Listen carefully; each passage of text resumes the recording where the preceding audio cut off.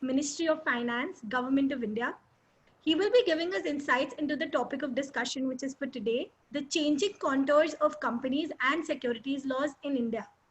Before we kickstart the webinar, I would like to make the housekeeping rules clear to all the participants. That is, please place your questions on the chat box below. The same will be taken up from there. Also, I humbly request everyone to keep their mics to silent and maintain the decorum of the webinar. We'll also be dropping the link to the Google Forms for the e-certificates in the chat box at the end of the session. So before getting straight to the topic of this webinar, we would love to hear about your journey in the legal profession. Yeah, thank you very much and good evening to all of you, Ishita and Nisha, right? Neha, sir. Neha, my apologies in particular. So I'm back with you, SLS, that holds a very special corner in my heart. I have been associated with your SLS, you might be knowing. I was the first professor of company law in SLS Noida. I used to take, then those days, Dr. Wande had been there from the very beginning. And then he has been to was in Hyderabad, now in Nagpur, Sukhvinder Singh, Dr. Salim, those days were this. So that's how.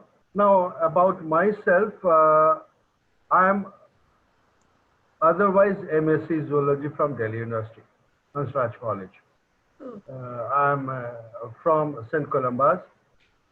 So then after doing my PG, because I belong to a bureaucratic family, so due to the family pressure, I went on to the civil services.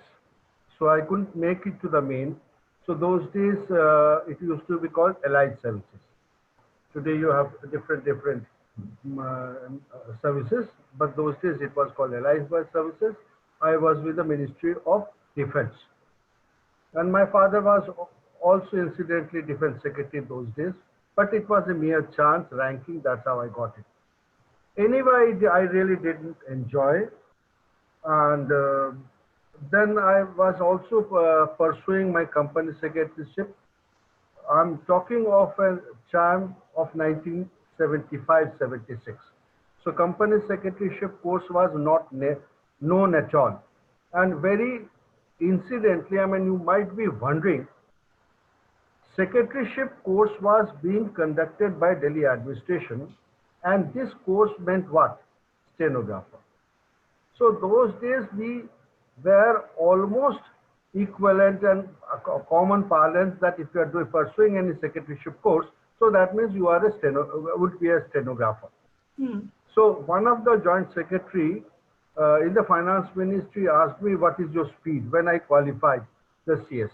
So I'm a company secretary. I qualified in 1979. I'm a ranker otherwise, and I'm the first company secretary in India to qualify all the examination. There are 3 stages in this, you are aware. So those days it was called preliminary, intermediate, and final. So as because I was from the science discipline, so I did not seek or get any exemption. So I had to take all those examinations, and I am the first candidate to qualify for all these 3 examinations single shot, and that's how the ranking is. Ranking is always given when you appear for these professional exams in the single shot. So that means 8 papers in 1 attempt. So thereafter I moved to, got an opportunity in a company called KG Khosla Compressors Limited. I don't know how many of you have heard of this name. This name has cropped up when you were studying company law, name availability. So that case which you read in company law, similar name, I mean, Khosla is a trademark. Khosla is also the surname in North India. Right? So this is very ironical. So Mr. KG Khosla, he promoted this company, and that's how he got this trademark registered in his name. And it is proprietary asset. So when another person, Mr. Swaran Khosla, he was also Swaran Khosla. So he promoted a company called Khosla Extractions Limited, and this company came out with IPO. So common man thought that this Khosla Extraction also belongs to the group company of Khosla Group. So then this case I fought, I took it up to the High Court, and this is the first case wherein by virtue of the surname, this other company was asked to change its name. So subsequently, it was Khosla Khana Extractions Limited. So anyway, and another thing with this name, KG Khosla, I'm telling you why, because you are student of commercial laws. And commercial law is the dynamic law. As the economic environment changes, it will. So then, International Trade Fair, which is happening at Pragati Maidan, is the brainchild of Mr. KG Khosla. That's how it is. So in 1979, I moved to the group called Modi Group and continued my loyalty with that particular group till the year 2009 virtually. So I joined as assistant manager, and fortunately, with the grace of God, I became the director of finance and legal. So I'm a cost accountant as well. I am a chartered secretary from London and Wales, and there also I happen to be the global first. And I'm holding another membership of Institute of Securities and Administrators, then International Arbitration Charter Institute. So recently I got that. Then I did my law, of course, yes. And law I had to do it from Meerut because of the problems, because I was posted in Modi Nagar those days. And then PhD I did it recently. I was awarded in 2009. And this is a very unique seminal topic of those days, because ISCO was not known to the common man of India, and those 38 principles today, and they were originally 30 principles. So I did research on those 30 principles, how they have been effectuated in India, and what is the efficacy of those things. So that way, after the corporate sector, because things were not moving fine in that particular group, even though being a director, SEBI, one of my well-wishers in SEBI, CGM, she advised me that Ghosh, you better leave the corporate sector. Then I was not very keen in practice, so I moved to the academics and research. So academics, Symbiosis I started with. Then to these days, because I stay in other parts of Delhi, so moving to that particular area, that too your classes are early in the morning, so it did not really, I mean, that thing was not possible.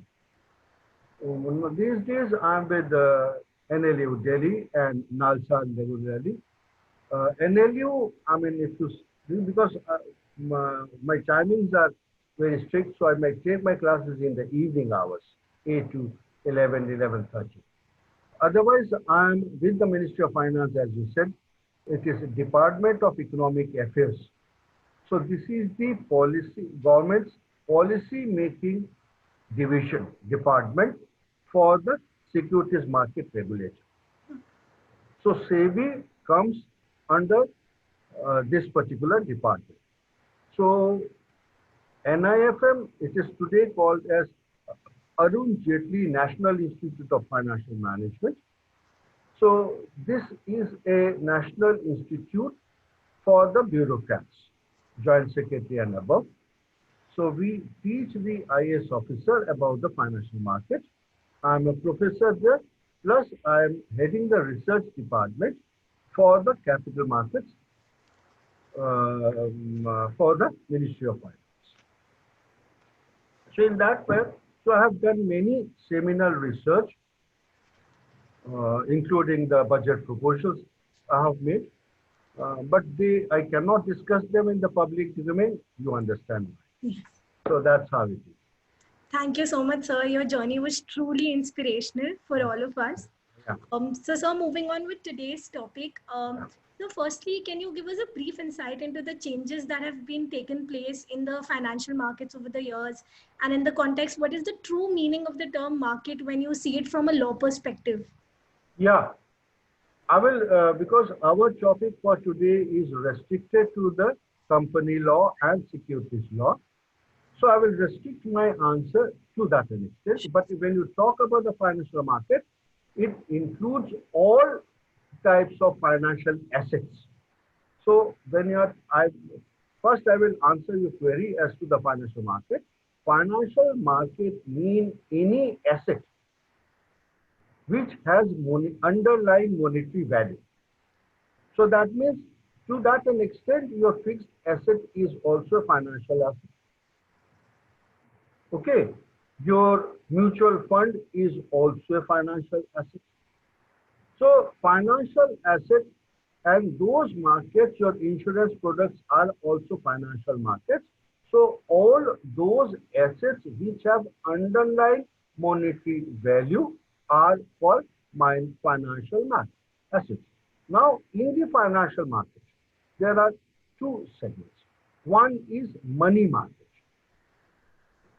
When it is money market, this understanding we must have.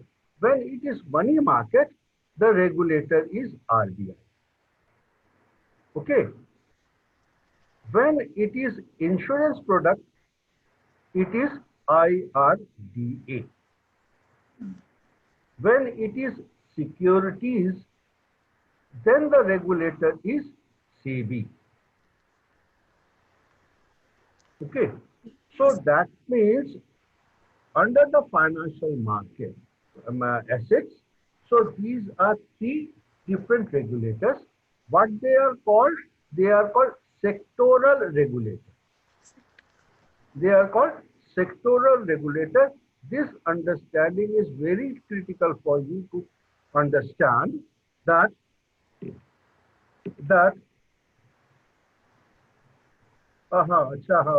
so Devashish is also there, one of our close friends.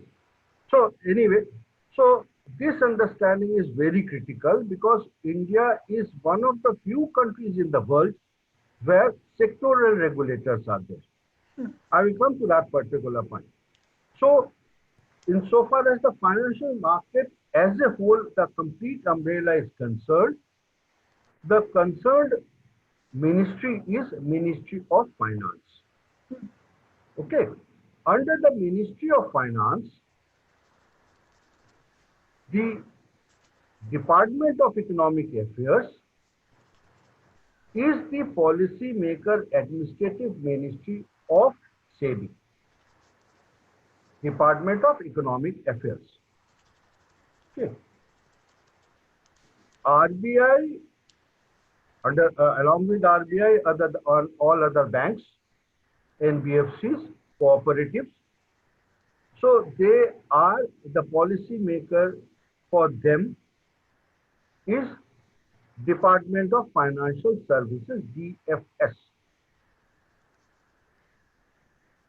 Okay. Yes. Insurance also comes. IRDA also comes under the DFS. All right, sir. Okay. So for you as a student of law, you have to know the regulator also, as also the policy makers of these two regulators. Why it is important? Because tomorrow, whenever a regulator is proposing any amendment, be it your regulation or be it the amendment in the act, it is the consent of the policy maker which has to be sought first. Because all these regulators are also corporate, so they have to prepare their annual accounts and all, submit it to the concerned department, that is DEA or DFS, and then these departments of the ministry then finally place it before the parliament because of the public accountability. Now, to that an extent, now restricting ourselves. So, being a student of the company law and securities law, so we are restricting ourselves to the SEBI as a regulator. Okay. Now, you will also ask me, why are you restricting yourself only to SEBI? Are we dealing with securities only? SEBI is mandated to deal with its jurisdiction lies only for the securities. Okay. This jurisdiction is only restricted to securities. What is securities? That I will explain it to you later. Now, another question is this. Today you have many products which are mix of securities as well as the money, or for your easy understanding, insurance product also. Okay, so that means that today a product is there which is a hybrid of insurance as well as securities. So like you have mutual fund, like you have insurance product, ULIP. ULIP 75% contribution you made, that is for the insurance product, but 25% of your contribution is invested in the securities market. So that means ULIP will be governed by whom? So this question comes. Will it be regulated by IRDA or should it be regulated by your SEBI? So this particular problem is very peculiar to India because in our constitution you have three lists: union, central, state, and this way. That way, because the financial market, stock exchange, banking, these are only within the central list. Okay, so that way it is very typical. And when the items are fixed, so item to item, we have appointed a regulator. So for telecom, you have TRAI. For energy, you have this. Okay, so this is called sectoral regulator. Yes. Okay. Yes, sir. So just a second. What is the global scenario? Global scenario is now many advanced countries, including America, UK, so they are moving to unified regulator. So that means there will be one super regulator. He will be regulating the different segments of the markets. So unified regulator concept is there, but in India, we have not gone to that an extent of a unified regulator. Australia has been, your Singapore has unified, but then banking is also there. Unified in India is being experimented for the first time in a place called IFSC Gift City, International Financial Services Center,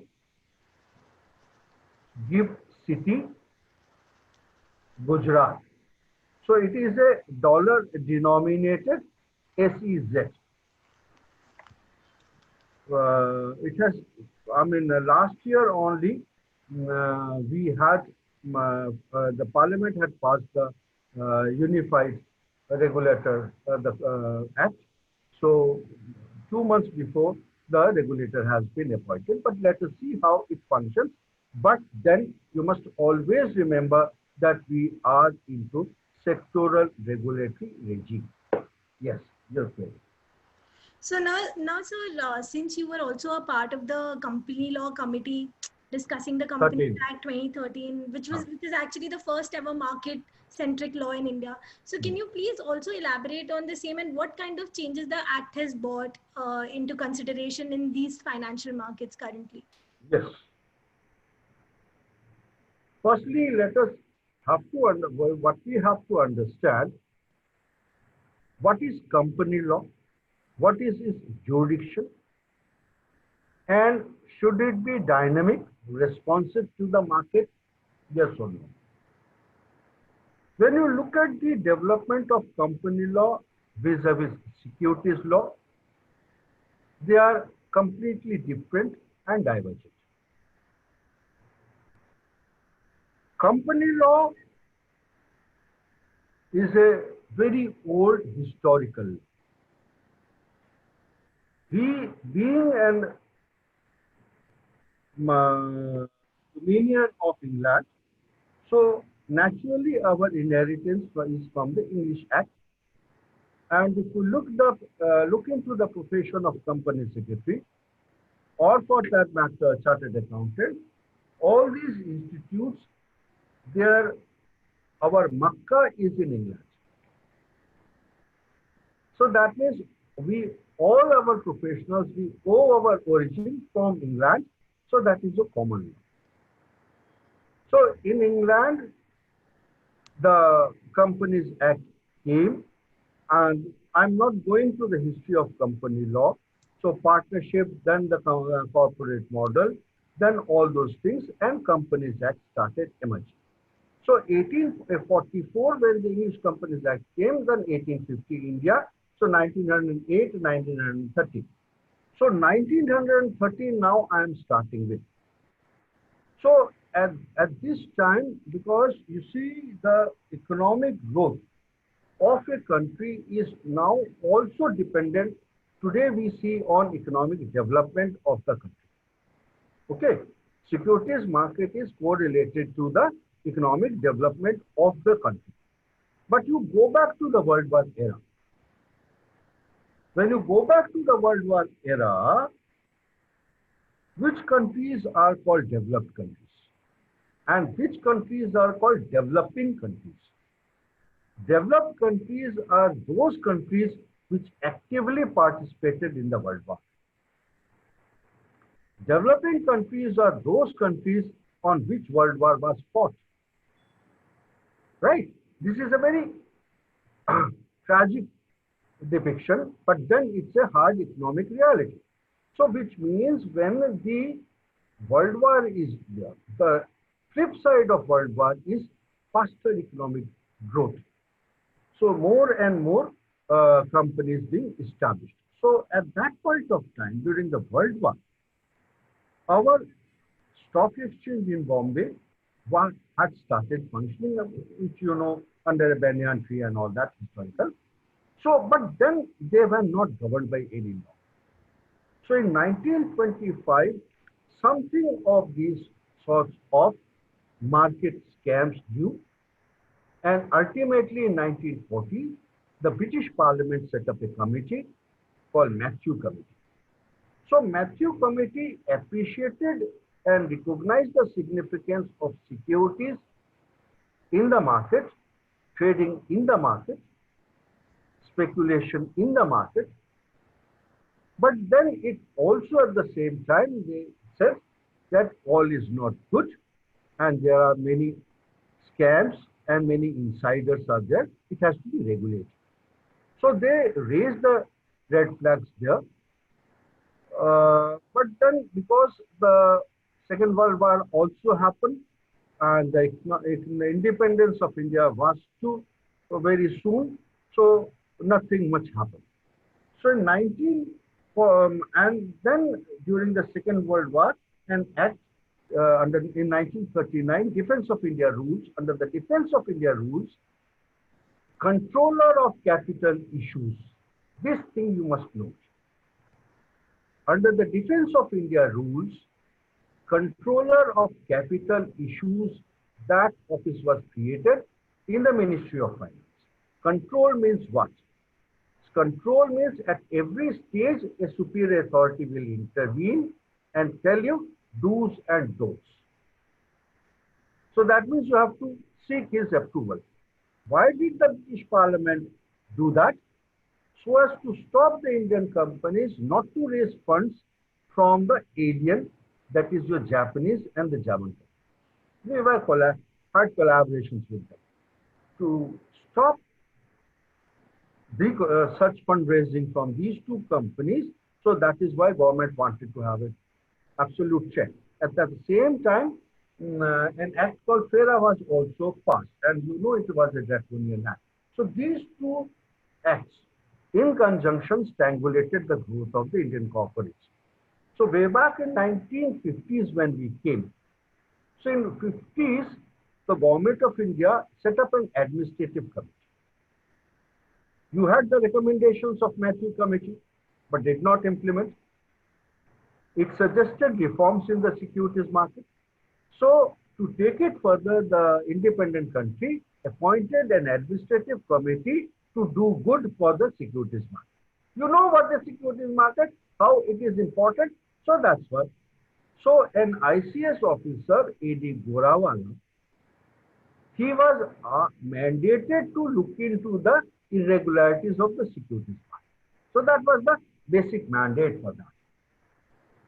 So while doing so, it said that, these activities, share transaction, because your contract act does not say all contracts should be in writing. This particular act said contract should be in writing, so transfer deed and all that, and to generate revenue, stamp duty, all those things came. So this committee, A.D. Gorawala committee, it defined the word called securities. Okay. So if you look at the definition of securities, it includes shares, stocks, debentures, bonds, right, and other marketable instruments. Okay. So what I am emphasizing, marketable instruments.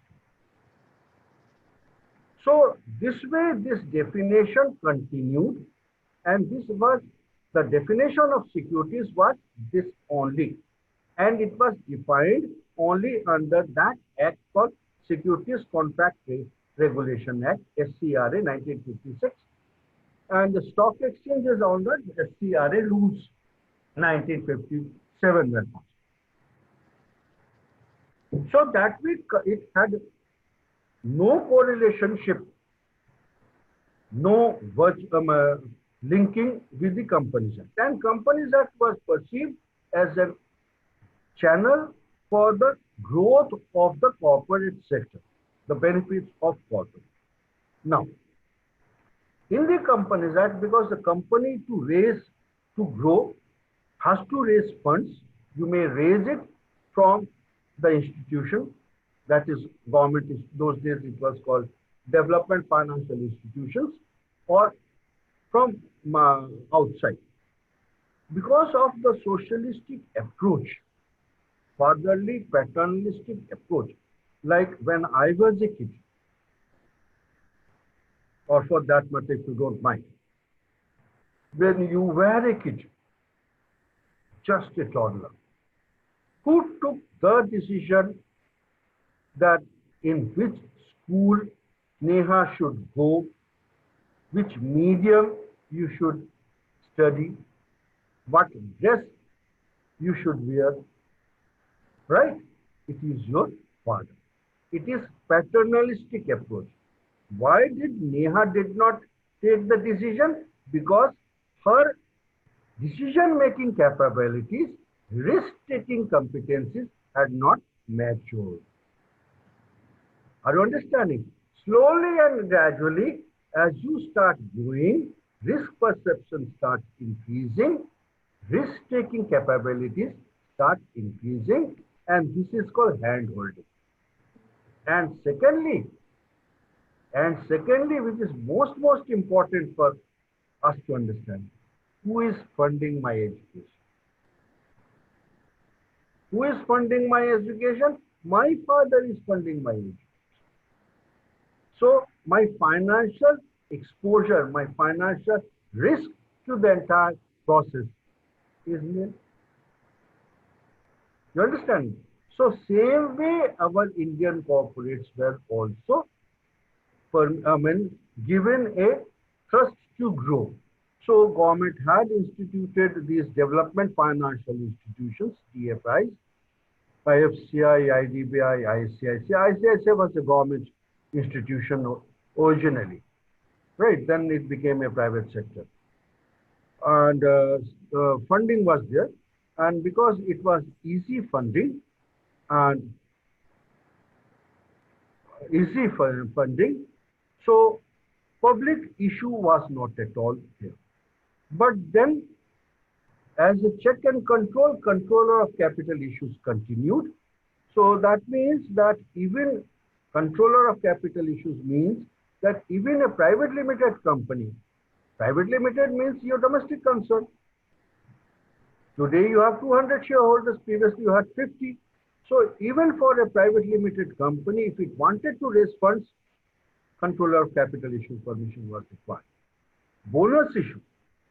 If you want to issue bonus shares, even for bonus issue, CCI approval was there. So that means for everything government control was there. 1984, when Rajiv Gandhi came, so he liberalized, and this was the time when the public issue started really emerging. Company which really boosted this, took it further, is Reliance Industries Limited.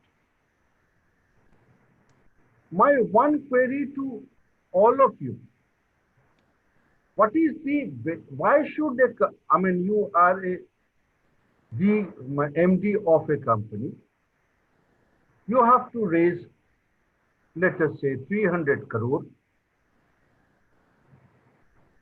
There are two alternatives. One, you can raise 300 crore from 3 institutions, 100 each. That is option number 1. Option number 2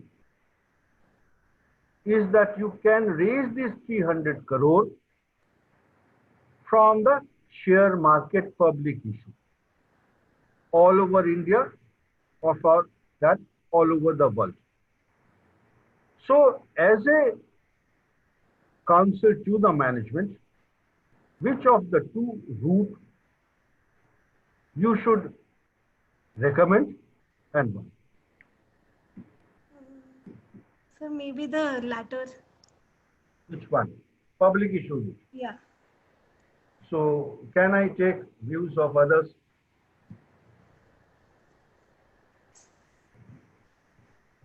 The attendees could probably write their answers on the chat box. We can take a quick survey as Sir has mentioned. Yeah. Generally, what we do that we also have that Google form on. So this way it becomes very interactive. So yeah. So yeah. So anyway, it has not been. Time is short. Let me answer. You see this. What is the underlying intent? Your first objective is to mobilize funds, right? Second objective is not to lose the control of the company, right? So if you raise 300 crores from 3 persons, so they will always be sitting on your head asking Neha, give me this figure, that figure, that figure, or also they will be appointing their nominee representative on your board and they will be asking you unpleasant queries. So this is the scenario in 92. Okay. Dhirubhai told that create a rosy picture of tomorrow and sell part ownership of your company to anybody, everybody, all across. Listen to me very carefully. When you are raising 300 crore from 33 lakh persons, What will be the individual shareholding? Not less than 100, not more than 100, Yes. right? Now, but still you want to retain control. Okay. Control means higher voting rights. That is it. So voting is your decision making tool. Whosoever is having that edge on the tool, he will call the shots. Tell me any stadium in the world which can at one single time physically hold more than 1 lakh. So the Wankhede Stadium in Bombay. That was Vikalkada Stadium. So 1 lakh of 33. How much percentage it is? Less than 4. Okay. So that means even if you have your strong adversaries, they will only be up to 4%. Otherwise, it means if Neha is holding 4.1, nobody can replace her. Are you understanding? So as a business strategy, public issue is dispersal of risk. Okay, is a dispersal of risk, and whereas the first route from the banking is called concentration of risk. So till 92, there was no problem. So in 1984, Reliance told that this is a cheaper route, right? Just you have to create a rosy picture that tomorrow is very bright and people will follow. And I will tell you, and he used to manage the market. So this way, when he showed this, when he showed this particular route, I would request, sir, sorry to interrupt. I would request the attendee to please switch off their mics and maintain the decorum of the webinar. Please continue, sir. Yeah. So other companies started following Reliance. Reliance, after every 6 months, used to raise funds. So other companies also started.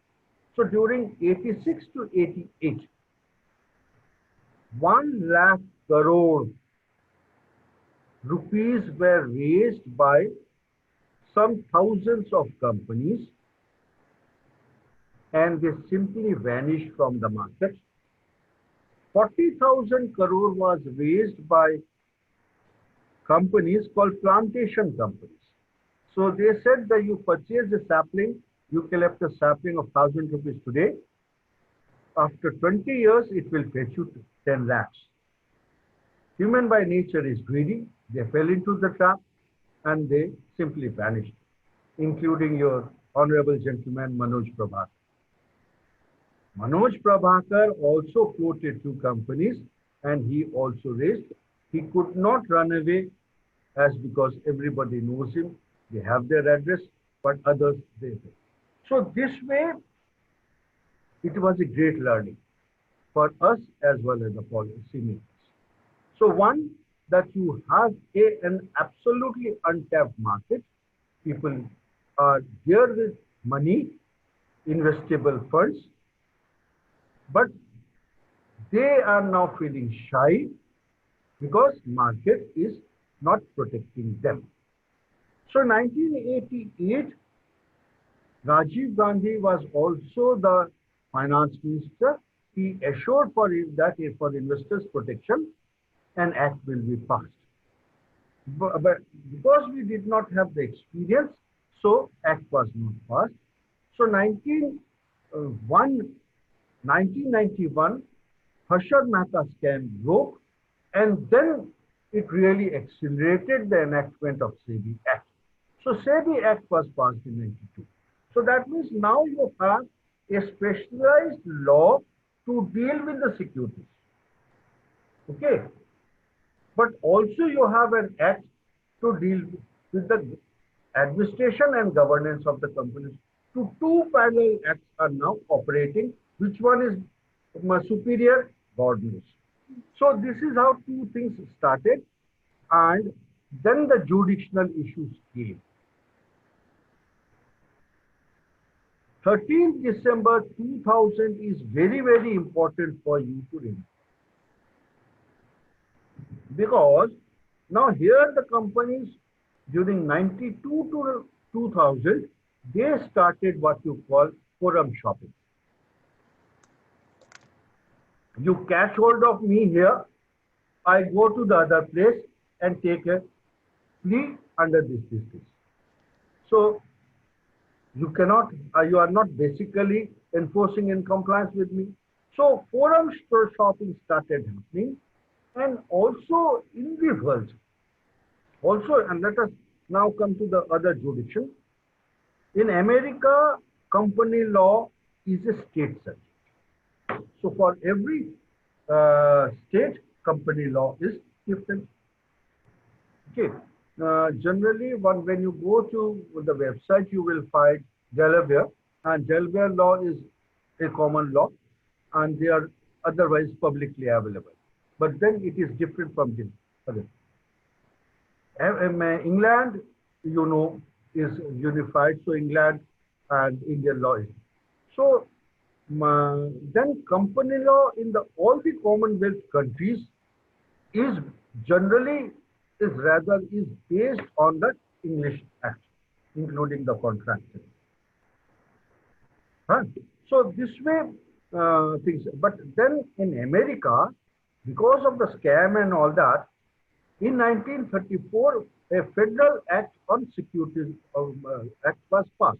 So 1934, federal act. England also separately passed Financial Services Market Act. So company law and FSMA, two different things. Convergence is not happening.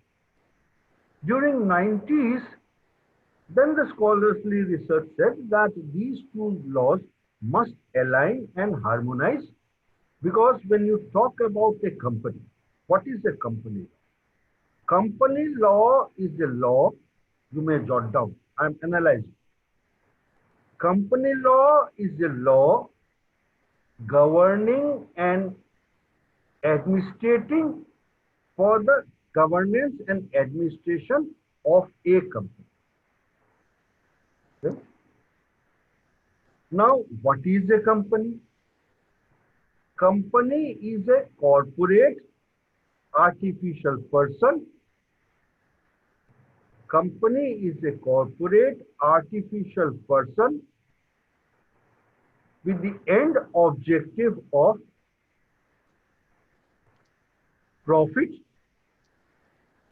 within bracket private profit. Okay. Now that means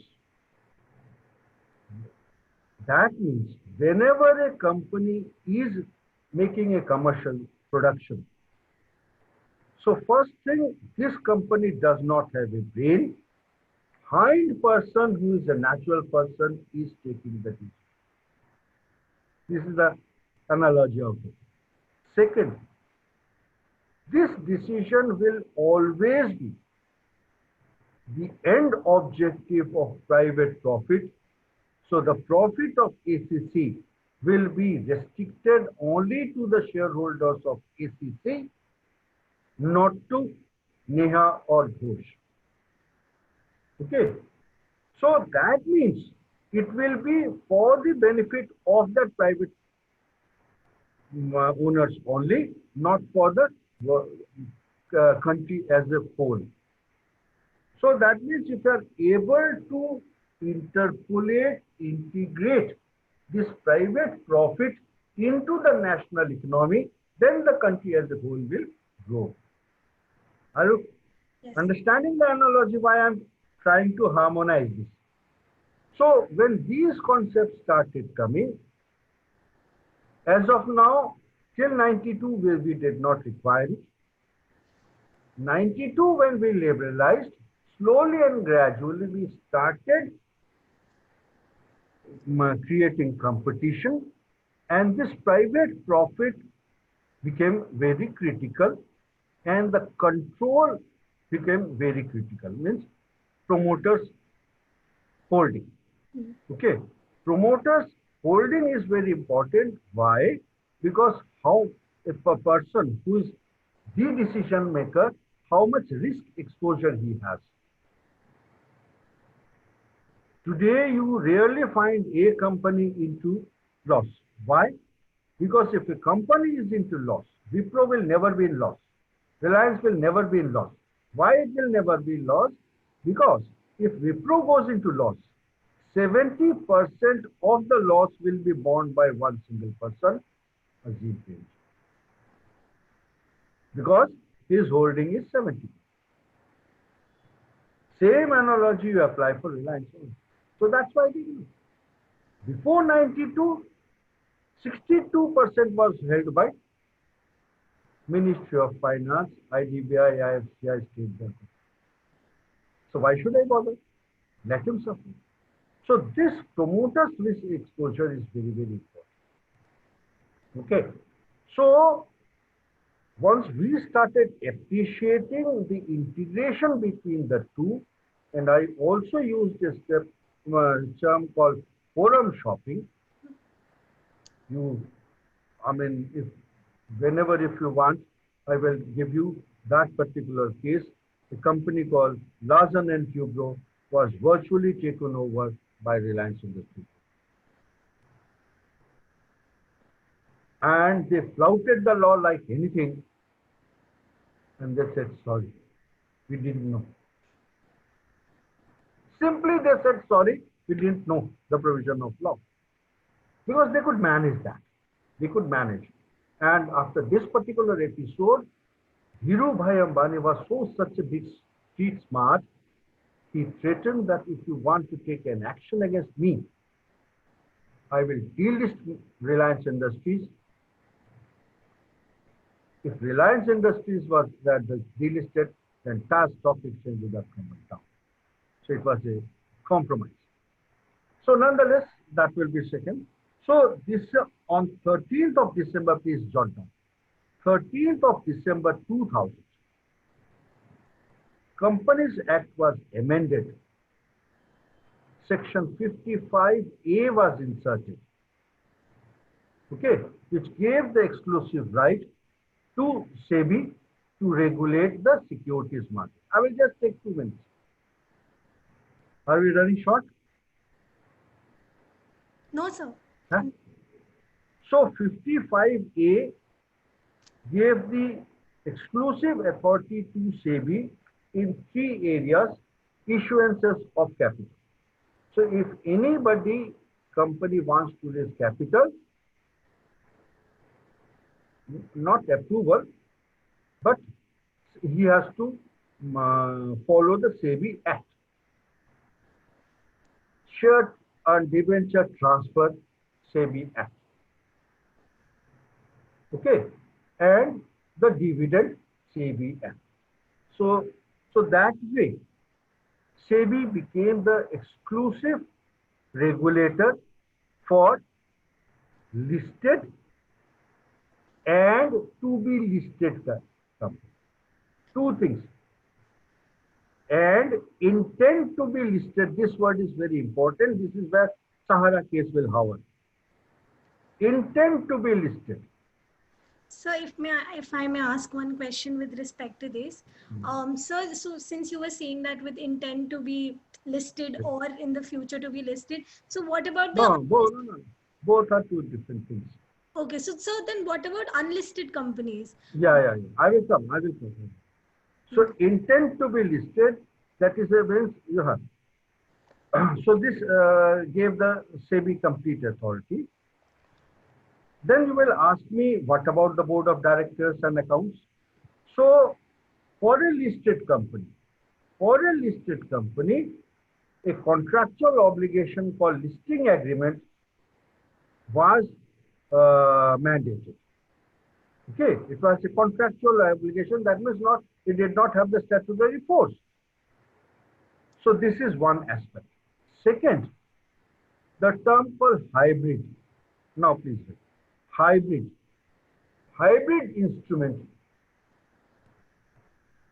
I'm gradually coming to your Sahara case.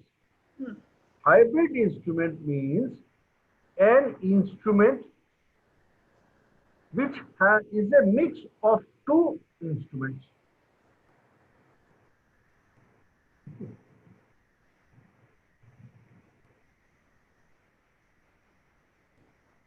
Another term called derivative. Derivative. There. Derivative. So when you are anticipating the price of an asset for future.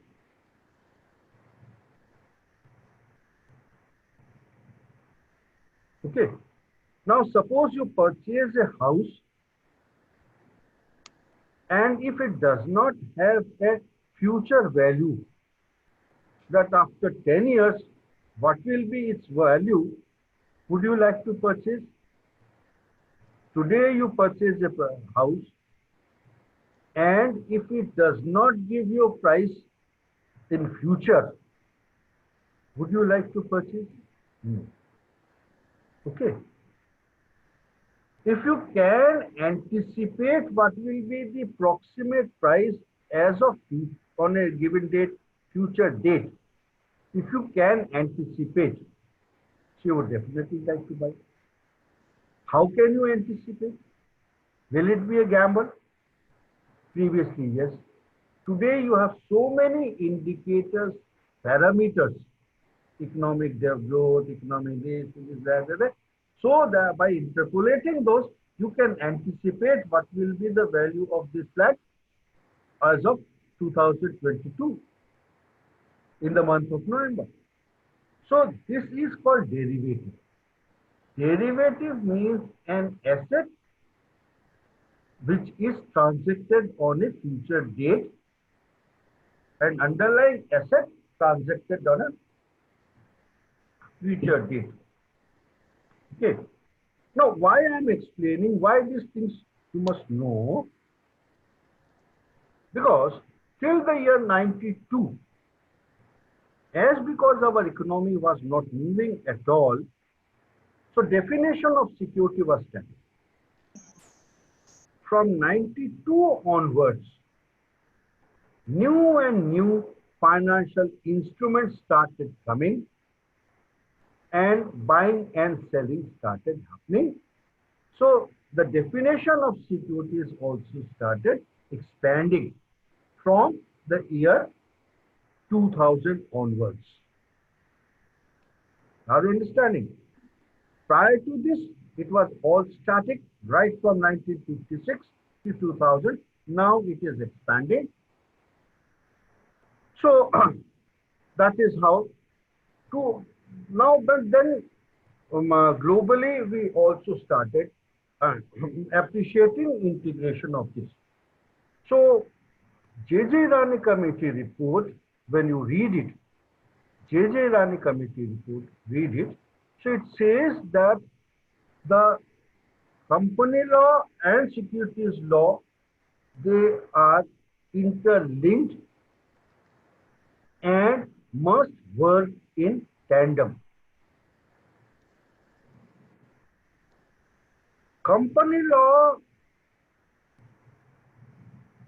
law is a general law dealing with administration and governance of the company. It may be a charity company also, maybe a listed company also, unlisted company also. So it has then it is regulating the other regulators also, convergence of regulators. So you write word convergence of regulators. So when today ICICI Bank Limited. So ICICI Bank Limited is regulated by MCA, being a company. ICICI Bank Limited is regulated by a RBI, being a bank. ICICI Bank Limited, whenever it is buying and selling shares, regulated by SEBI. So convergence of regulators are happening today, and it is more visible in the Companies Act. Then in the Sahara case, So, am I clear? Yes, sir. Can we move to the Sahara case now? Yes, sir. So exactly what I was coming on, that in Sahara case, Supreme Court had stated that, SEBI should be read as a special law, and the company's law should be read as a substantive law. So Sure. you also provide your purview on the same, sir, Yeah, yeah. with respect to this. So now, before that, I would like to come to a case call. You asked for a query. When does SEBI Act trigger? Okay. And the securities law, whom does it apply? Does it, you ask for a listed company as well as unlisted company? Securities law, that is called SCRA. Now, when you talk of securities law, it is a collective law of SEBI Act, rules, regulations, notifications under the SEBI Act, circulars also, rules, regulations, notifications, circulars. Circulars are directions. So all under the SEBI Act. Then second number, SCRA, Securities Contract Regulation Act, 1956, and Securities Contract Rules to 1957. Third is Depositories Act. Depositories Act. So Depositories Act, these are collectively called as securities law. So when it is securities, so security is now defined under the Securities Contract Act, Section 2H.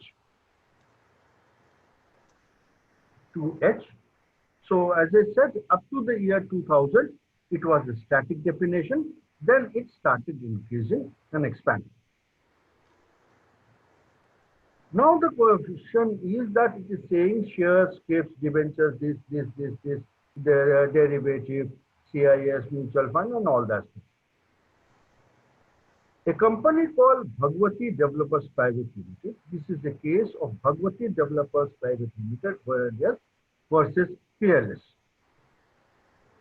So there a person to him goes and all that, to him goes, he gave a loan, and then the other party, when he was not able to give return the loan, he gave the shares also. So basically it was a share dispute between the two. So slightly complex, because this share, then the bonus shares were issued, this and that. Ultimately, what is the dispute? Dispute in this particular case was that all these transactions, because one is a private limited company, other is a public limited unlisted company. So when both are not a listed company, are they governed by Securities Contract Regulation Act? Because under this act, some of the transactions are prohibited, banned. Okay. So some of the transactions which were conducted by between these two companies were having the tinge of this sort of a prohibited transaction. So contest was that as because we are not a listed company, so these provisions of prohibition are not attractive to us. So now the query was interpretation of the word securities. Okay. So then lower court, high court, Calcutta High Court, Supreme Court. Calcutta High Court had held that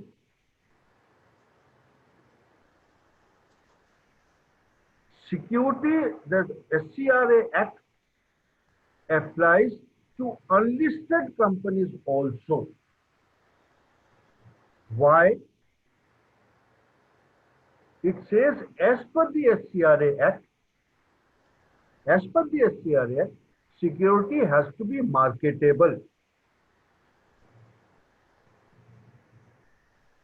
Okay. So Supreme Court affirmed. So Supreme Court said What is marketable means anything which can be sold or bought in the market is marketable. Anything which is sellable in the market is marketable. What is size of the market is not the question. Are you understanding? Yes. Common man has a perception that SCRA securities law will apply only if you are a listed company, stock exchange transaction. No, no, no. So long as there is a buying and selling facility, it is a marketable. Okay. Size of the market is not important. So this is one thing. Now coming to Sahara case.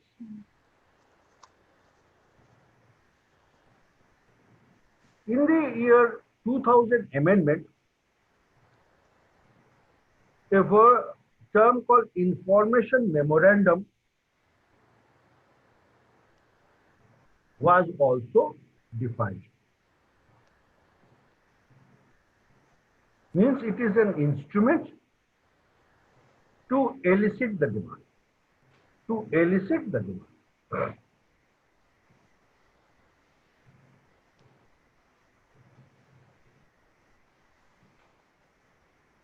So Sahara issued OFCD, optionally fully convertible debenture. Optionally fully convertible debenture. Okay. So that means initially it will be debenture, means a loan. Subsequently it will be converted into share, into capital. But then it is optional. It may continue as debenture or may not continue. Option. So it is a hybrid. You understand?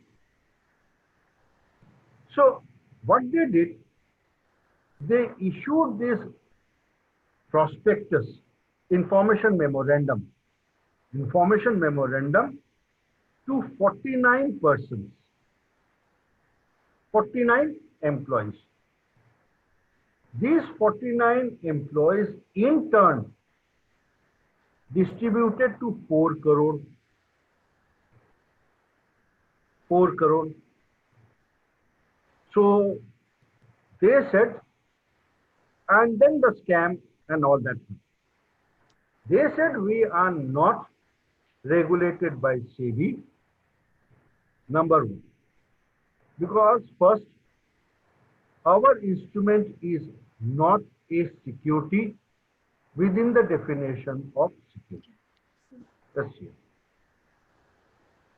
Because hybrid is not defined in SCRA, it is defined in the Companies Act.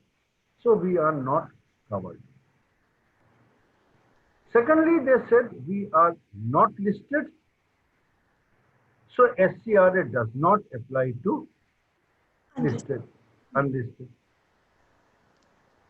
Thirdly, they said because we issued it to 49, so prospectus, those obligations also does not.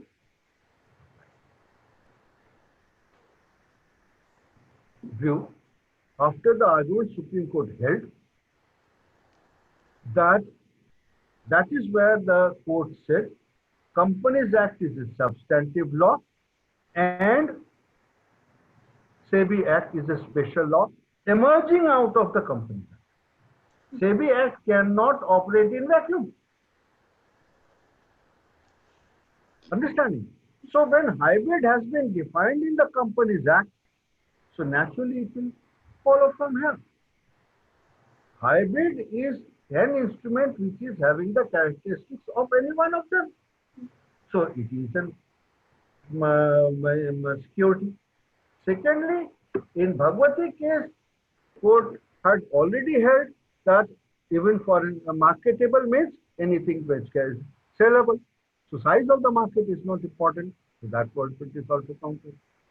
Third is, they said we issued information memorandum 249 and then they said what was the intention of it. That is why I object to your word with the tomorrow. intent to get listed. So here, when 49 persons, they got it printed and distributed to 4 crore. So that means underlying intent was to mobilize funds from public, means unknown to the public. Unknown to the promoters. So that means this particular instrument, whatever name you use, but intention is it is a prospect. It is a prospectus, right? So once it is a prospectus called deemed prospectus. So that is why they said directly or indirectly to solicit. You may directly issue, but here Sahara went into indirectly. So indirectly. So that is why this particular. Okay. So also, can you briefly, I know you have touched on about the topics on jurisdiction. No. Tell me. And, raising funds from public. I just, can you briefly explain it to the participants as to why securities laws, when can it be attracted while raising funds from public? And what are the, what are the jurisdiction concerns which arise between the conflict between Company Act and SEBI? How is that overcome? When does the jurisdiction come under companies? When does the jurisdiction come under SEBIs? If you can touch upon these two aspects. So very good. You see, in the Sahara case itself, this was clarified. When does the SEBI Act trigger? And it was also conversely replied in the case of DLF. DLF was originally a company called American Universal Electrical. It was not a real estate company in original. It was American Universal Electrical Company Limited. So this company was a listed company.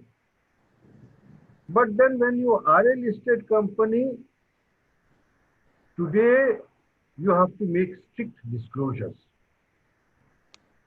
Those days it was not that strict, but still disclosures were required. So this company management was not very happy. So they said, hell with it. So they got delisted themselves in 1982. This DLF. In 2003, Sahara, DLF World Cup in Emirates, what is called? Sahara, what is that place? Sharjah. In Sharjah World Cup, they sponsored the Sharjah World Cup. And then they wanted to come out with a public issue. But this company had defaulted in payment of debentures prior to filing of it. Okay. So few of the debenture holders said when it is now filing, so when, and still it has defaulted in debentures, SEBI judicial lies. Okay. So that was the case. SEBI said no. Companies Act says that listed company means now compliance to this regime is initial compliance, please jot down. Initial compliance and continuous compliance. Initial compliance is always event-based, when the event has happened. So that means when initial compliance means when a company has listed the securities. Okay. Listed the securities. So we have slightly stressed it. So that means intent to get listed. What does it mean? It means when the company passes a board resolution. A company when passes a board resolution to raise funds from public. Okay. What is public? Means unknown, unspecified, unknown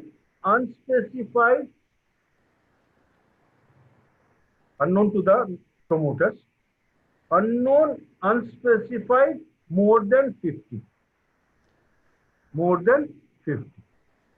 So up to 50, 49 and all, you can raise. This is what was Sahari. Okay. So the moment board resolution is passed. So why did you pass? Intention is to raise funds from public. Maybe from the equity route, maybe from the debenture route. Okay. Am I clear? So that means if so long as board resolution is not passed, SEBI Act will not be. Okay. Yes. The moment you pass the board resolution, SEBI Act will trigger, merchant banker and all these compliances you have to pass. Other way, if I talk other way, when you raise funds from banks,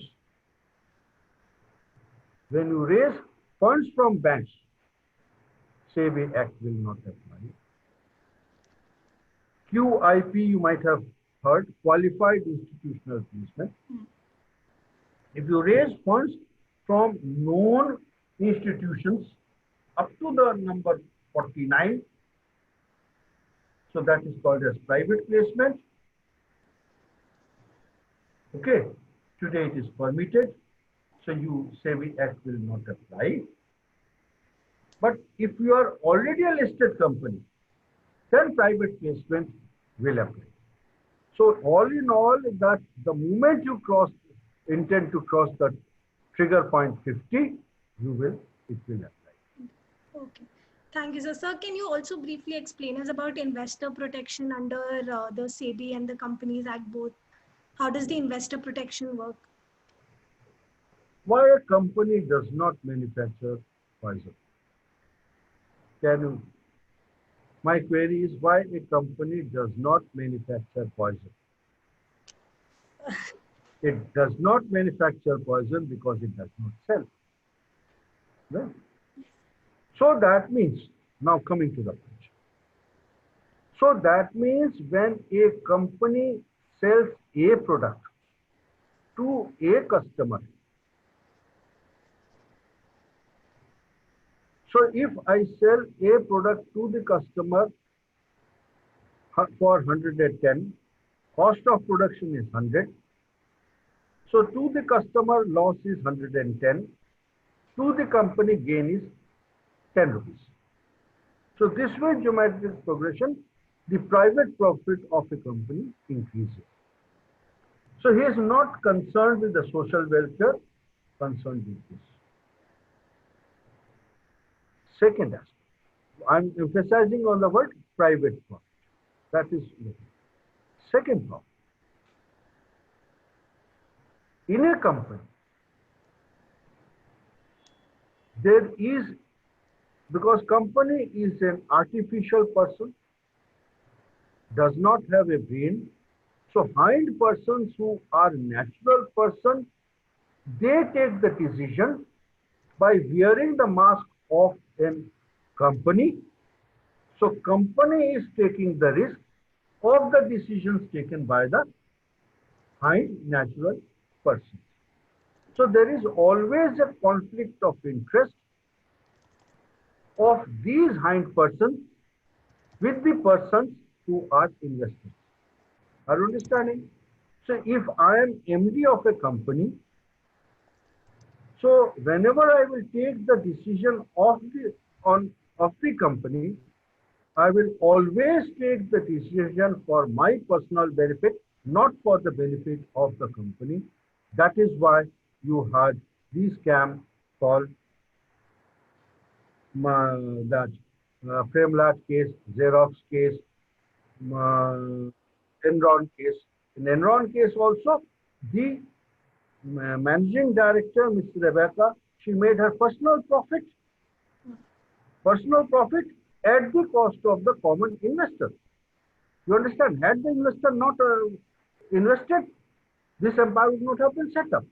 So there is always a conflict of interest because between the managerial personnel and the investor. Now, manager, that is the point number 2, conflict of interest, principal agency issue. Third point is, Company is an institution, has all the financial capabilities and competence. Individual lacks that competency and there is an information gap. Write the word information asymmetry. Information asymmetry. So management knows the now COVID-19 has happened. Next quarter, 4 quarters, there will be losses. Does the investor know? He does not. Management knows that such and such order has been cancelled. Our profits will take a dip. Does the investor know? No. Even if he comes to know, he will come to know later. Okay. So this is a bank called Global Trust Bank. The management, Ramesh Pillai, they knew the bank is sinking. That happened with the Bank of Rajasthan also. Before this, they sold off their shares. Common man did not. So they lost money. Now take the case of Manoj Prabhakar. Manoj Prabhakar wanted to raise for himself 300 crore. For individual, would anybody give? No. So what he did, he wore the cloak of a company, floated the company under the garb of a company, raised 300 crore and ran away with the funds. So that means because of all this lack of knowledge, competency, financial and information asymmetry, these individual investors called retail. Because another thing to understand and this, you have to have the competency also, financial literacy. So that is why in 88, like 1 lakh crore. Now, if you look at the CWG case, tons of crores of monies were siphoned out. Are you able to nab any one single culprit? Why? Because at that point of time, digitization was not. Investor protection was not. So that is the significance of investors protection. But when you talk of investors protection, you talk more significantly of retail individual investors. More and more they participate. Second, another thing you must understand. How does the retail investor invest? By saving his household income.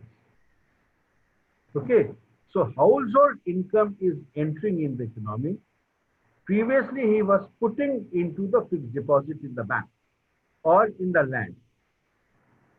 So this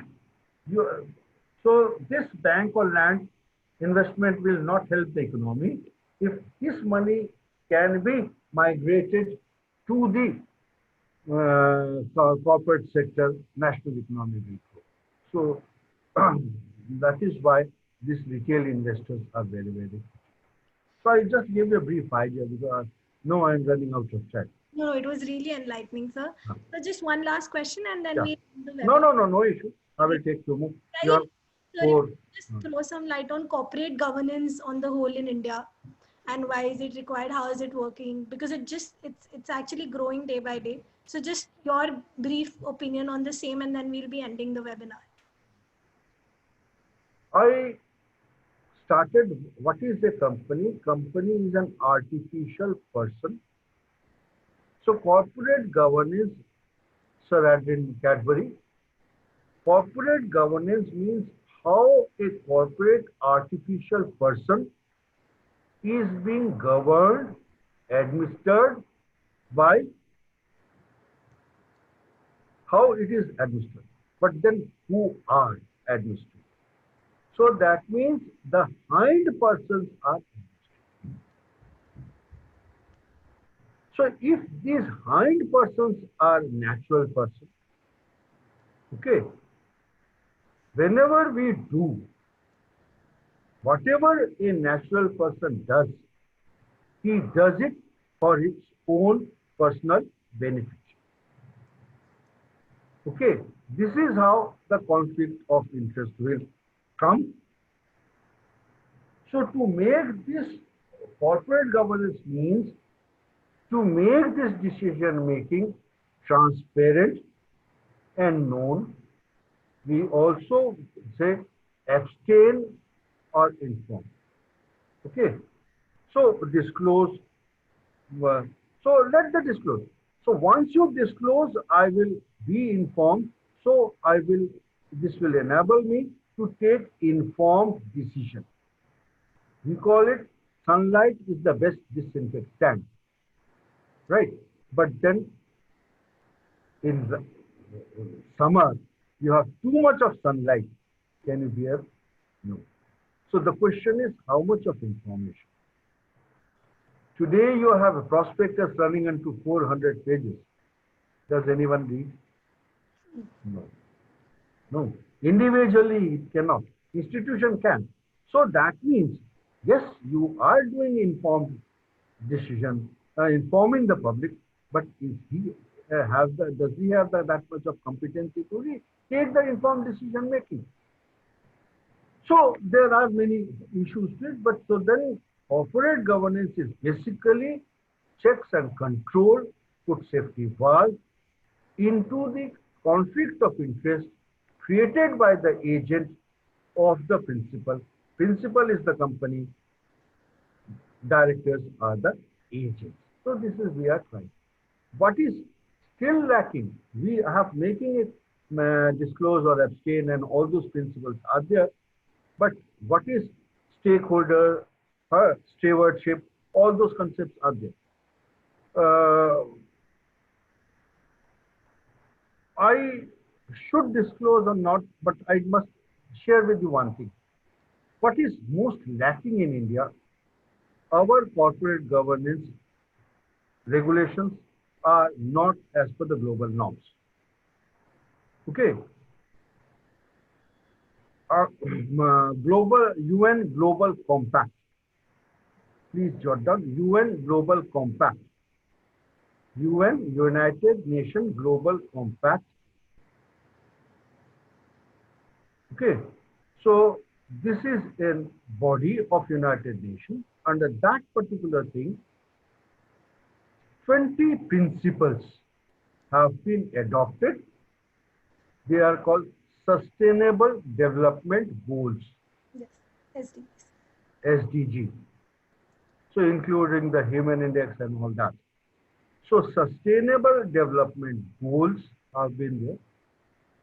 Second aspect today is ESG.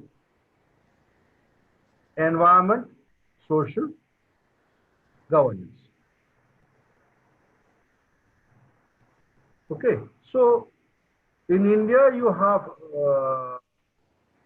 this Bayer case of Monsanto.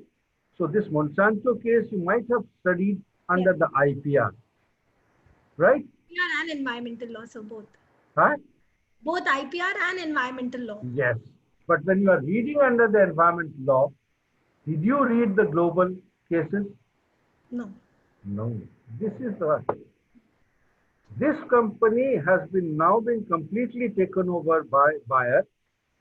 So one vertical of scientists from Bayer, they are saying that once we have developed it, let us market, make money.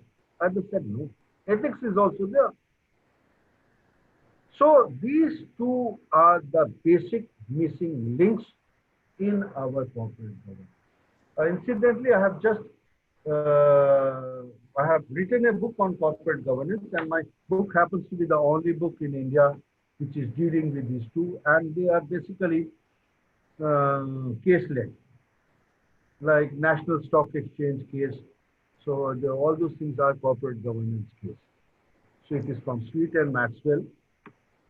My next book is coming on securities law. So this I'm expecting because it is all a seminal. As of now in India, you don't have any book on securities law. So it is all case based, including the definition of securities, tribunals and all that. So I'm working on this. Acha, Shubham is also there?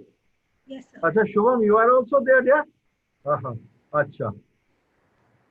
So he's requesting you to give us next session on oppression and mismanagement companies. If you could take a time. No, no, no, no. Shubham and all, you are, yeah, we are through. Sure, sir. Then it was a very, very enriching lecture. I would No, once no, thank no, you on behalf of Curious for Law for no, taking out time for us on that no. Sunday evening and imparting us with such an enriching lecture. Thank you so much, sir. I would, Shubham, what I would request you, Yes, sir. Yes, sir. operation and mismanagement is very good topic. Yes, But sir.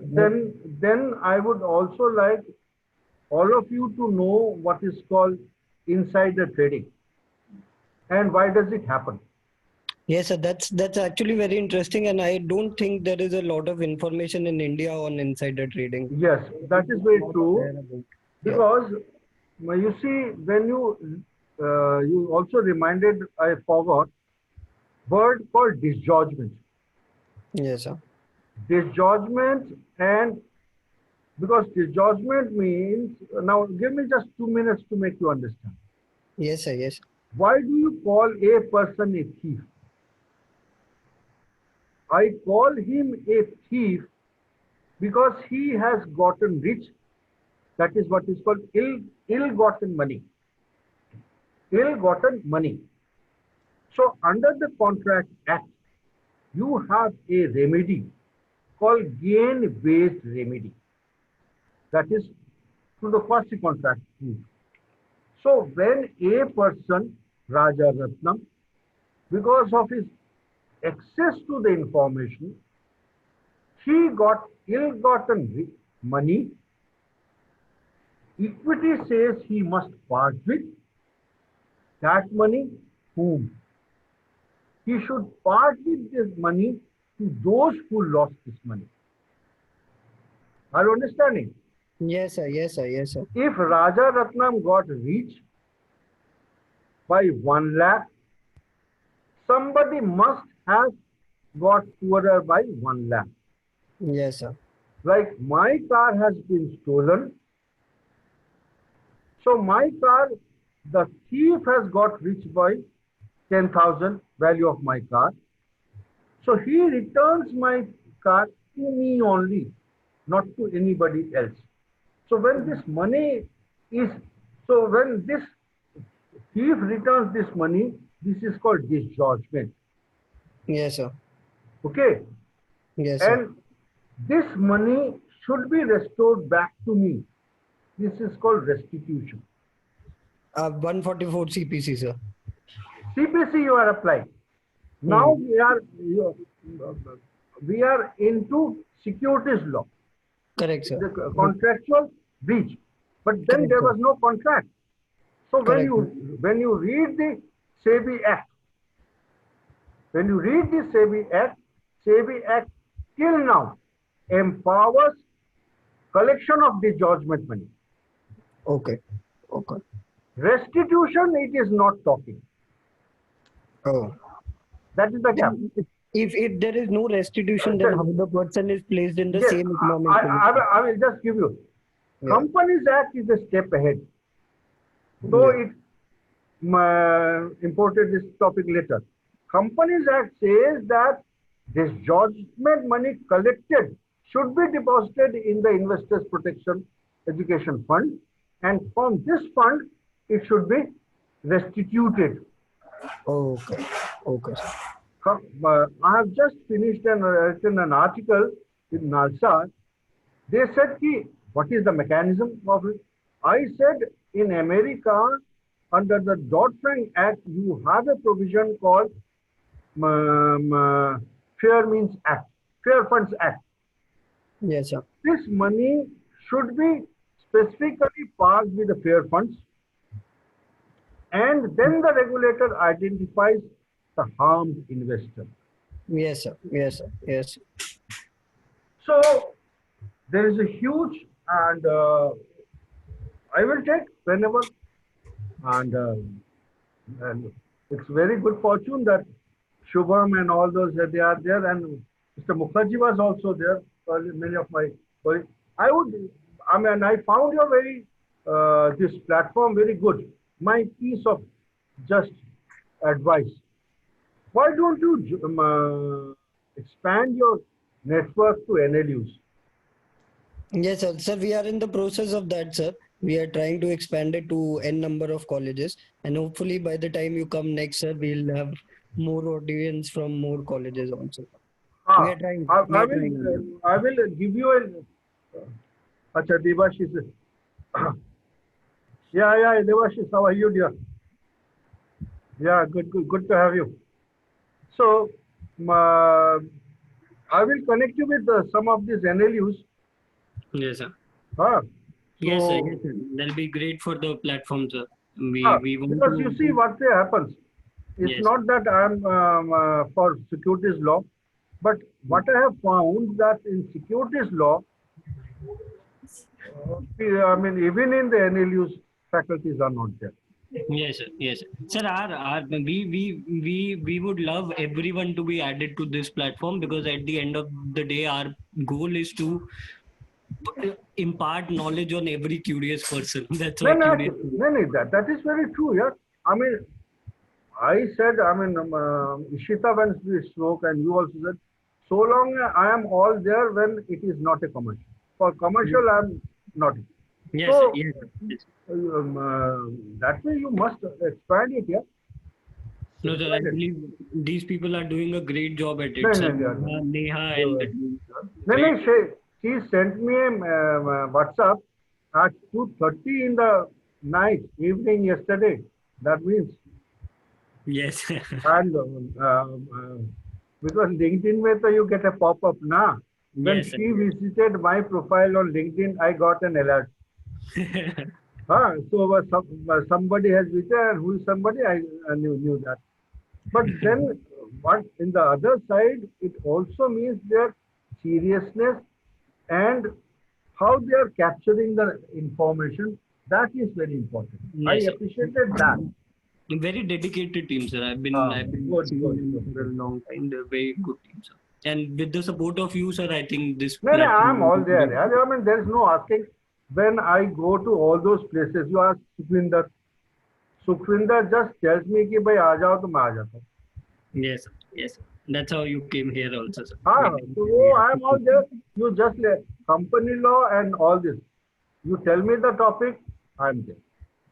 And SLS, I'm always there. So soon, sir, we shall do topics on insider trading and operation and mismanagement. I think these are very... Operation and mismanagement, I'm trying to take it subsequently.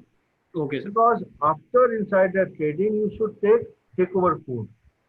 Yes, sir. Yes, sir. Because these are very typical topics. Many persons will not have.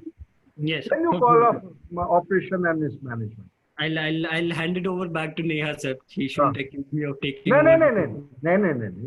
She is also participating. She is also giving her nodding consent. Yeah. I would love to moderate another session by you, sir, on insider. Because great. The session was very, very enriching, and like you said, there are very less, webinars on security laws, and there are very less books on security laws. And no, there is no book, not less. Planning to join corporate firms, so it will be a very, very good start and a very, very good utilization of time. So thank you so much for being with us. Friend, Mr. Mukherjee there. I mean, what is any information, any query? Anybody query? Yeah, sir. So I think your lecture was so clear to everyone that there was, I think all the queries were in regard to these questions only, the investor protection, corporate governance, etc. Apart from that, sir, we have none of the queries. So we'll be ending the webinar now, sir. I think there is one new message. Sure, sir. Then we'll be ending the webinar. Thank you for. Thank you very much. Thank you. Sir. Thank you. It's a great thing. And moreover, you provided me a platform to meet all my friends from SLS and Shubham and Devashis in particular. Thank you very much for joining. Thank you so much, sir. Thank you. Thank you, sir. Thank you, dear. Thank you. Welcome. Thank you. Thank you.